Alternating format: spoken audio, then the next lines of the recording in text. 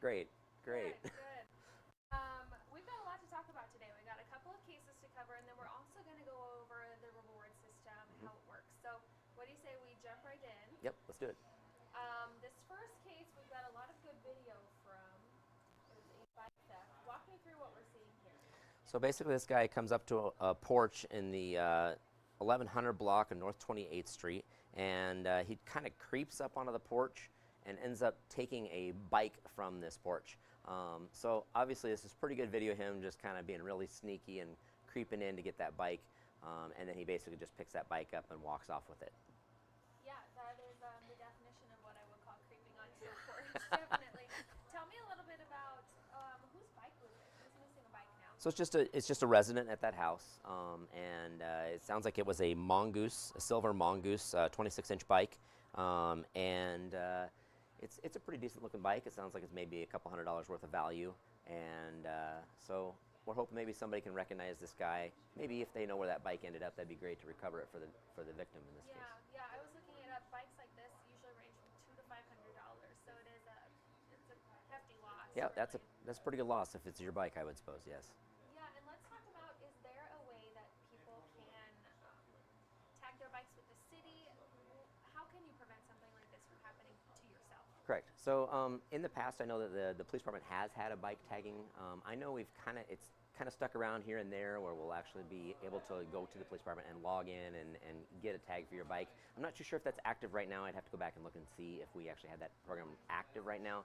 It's not something we randomly always promote at this point.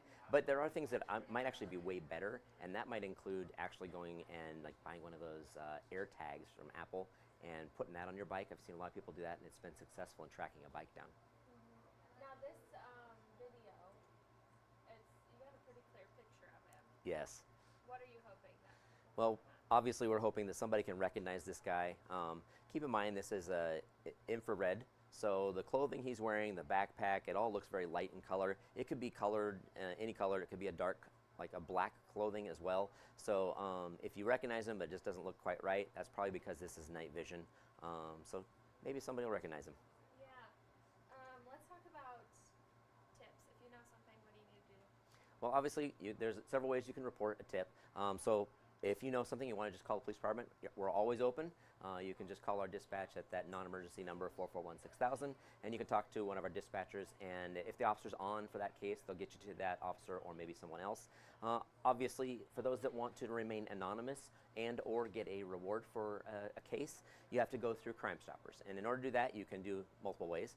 You can call that 402-475-3600 number. You can also dial ** tips on your phone, and that will get you into there.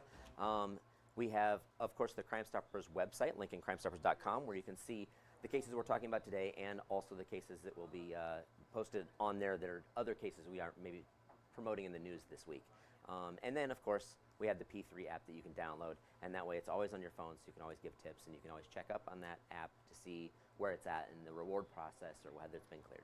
Yeah, and again, this happened not too long ago, May 29th, 4:30 in the morning near, was it North 28th and Orchard is what I have? Yes, down? 28th and Orchard. Okay. All right, let's move on to our next case that we're looking at. Tell me what we've got going on in these pictures. Sure, this is the 1000 block of Middleton, and basically what's happening, this is a construction site, and this white pickup truck, you can see here it's got some kind of ladder rack system in the bed. They pull up to a trailer there. That trailer is loaded down with a whole bunch of construction equipment. It sounds like it might be scaffolding type of equipment. So the trailer itself, they may have actually cut a lock off of the tongue of the trailer to take this trailer. So a pretty hefty loss here. We're looking at about a $5,000 trailer, and then with all the contents, we're looking at about a $22,000 loss for this construction company. So obviously this is something that's felony level, and we would really like to get tips on this truck that could lead us back to someone that might have actually done something with the trailer, like where did it end up. Obviously, we want to track back to those people. Yeah, I've got a lot of questions. First of all, was this stolen from a company? Was it stolen from an individual who just had a trailer with a lot of materials on it? This sounds like it's actually a construction company. So they were on an active construction site, and so somebody probably saw that item and wanted to take it, I guess. That kind of leads into my next question is, do you think it was targeted? It's really hard to say if it's targeted. Obviously, in these kind of cases, we do see people that like to do the same kind of thing. So if they're successful at one event, they may try to branch out and do that at other locations. So that might be one of those cases where they are hitting construction sites just to see what's available and taking what they can get. I imagine there's a possibility of resale too when the trailer comes with all of the material that it does. Right. A lot of times when people steal trailers and there's something on it, they do try to get rid of it in some way, make some profit off of it. And even sometimes they'll sell that trailer even though it's stolen. Makes it a little hard to sell it sometimes, but there are people out there that will buy it. So. Yeah, and what do you do in this case? I mean, these pictures are not great quality, and is this all you guys have to work with pretty much, right? Yeah, for this case, unfortunately, this is pretty much what we have. So from our angle, just a good tip might lead us in the right direction. Now, even bad video can have really good evidence in it. So in this case, the fact that we have a good ladder rack on that vehicle actually kind of makes this a little bit less average. It might make it a little more unique. So that might give us a clue right off the bat whether that somebody's involved in it or not based on a tip. And then we can maybe even look into that further just to kind of narrow down what kind of vehicle, what other markings might be on that car that you don't really recognize in a poor video, but when you get it side by side with the suspect, you might be able to tie those together pretty easy. Yeah, now this happened May 13th in the morning sometime near Cooser Elementary. Do we have cross streets for that? I don't have that right now, but it is near Cooser Elementary. Okay. And again, if you have any idea of who any of these people might be, you can always call Crime Stoppers, download the P3 app, or you could call Lincoln Police. But if you call into Lincoln Police, you're not going to get a reward of any kind. You got it. I think I'm going to go home. I think you got it all down. I don't need you anymore. I'm good. I got this figured out. I think something I wanted to talk with you about today, Jared, is rewards. Yes. How do the rewards work? We know that when you call into Crime Stoppers, if you give a tip that is worth something, you could get a reward. Right. So previously we've talked about the Crime Stoppers board, and that's a civilian board. So basically they are separate, fundamentally separate from the police department. So when a tip comes in, it comes into this dispatcher that is a Crime Stoppers dispatcher. It's not the police department.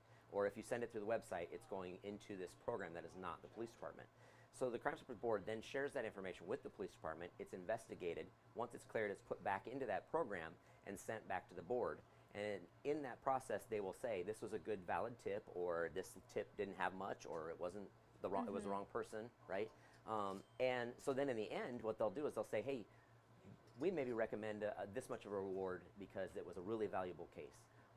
What we also have is kind of a list of like, here's typical crimes and what we will probably give for those types of crimes as a reward system. The board will then vote on that, on whether this case was a rewarded case. Once it's rewarded, that person that originally gave the tip can call in later and say, hey, was there a reward for this case? And if there is, the person that you talk to on the phone is going to walk you through the process of actually picking up that money. And we have a process that basically will keep you anonymous as well. So it's not like you're walking into the police department and walking out with a wad of cash that everybody's going to see. We make it as convenient and anonymous as possible. I've even heard of cases where you have somebody that's given a tip on the other person that's in the car when they pick the money up. It's that anonymous. So, okay. Yeah. Wow. I don't know that I could I wouldn't personally do recommend that, it, but I've heard it's happened. So. And what are the rewards range? So typically, for Lincoln's a little bit different than most places because most places are only going to offer the really big cases, right? Homicide, the sexy cases that you see on TV news all the time. Lincoln, we kind of run the gamut. It doesn't matter what it is. We're going to post it out there and see if we can get help with this case. So we get tiny cases, just shoplifts and like a misdemeanor warrant, right? And those cases are probably going to get about a $50 reward. But then you go all the way up to the big cases, and we max out at $1,000. Some people think that's not a lot of money, but there is a reason we stop it at $1,000. And unfortunately, that just has to do with taxes.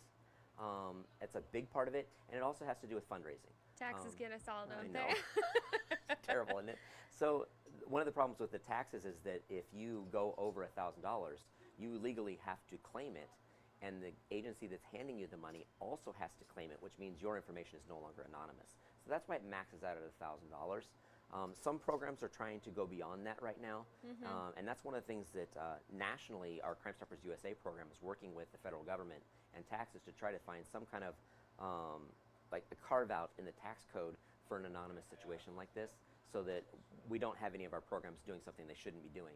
Yeah. But so far it's been working pretty well. But Lincoln right now, we're staying at that 1,000, and it's because of the tax code, but it's also because of the fact that we run on dollars that come into our program from just anybody that wants to donate. We don't have any federal funding, national funding, any local funding. It's all money that's just coming from our local community. And if there's more money there to offer for big cases, that would be fantastic. Right now, we just can't quite afford to go over $1,000. Yeah, you took the next question right out of my mouth. You guys are a nonprofit, that's right? Yes, we are a nonprofit, So 501c3. how can people get involved? What is it like to operate this as a nonprofit? I imagine you run into some issues.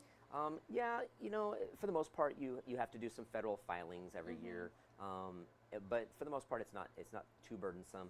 The board meets once a month, and if you are really interested in being a board member, you can reach out to us. We do like to get people from the local community, especially anybody that's involved in local business or concerned citizens that just kind of want to help make an impact. We do accept people to apply to the board, and it's just average citizens that do apply to that. Yeah, and if people want to give or donate to Crime Stoppers, how can they do that? So if you go to LincolnCrimeStoppers.org, what you're seeing on LincolnCrimeStoppers.com is the police department. This is what we need help with. Got it. LincolnCrimeStoppers.org is the actual Lincoln Crime Stoppers program. And if you go there, there's a donate button, and you can donate right straight into the program from there. Okay, great. Jared, do you think we covered everything today? Do you feel like we're missing good. anything? Awesome. Whew, got that one out of the way. Thanks, Jared, and thank you for joining us. We'll be sure to see you next week.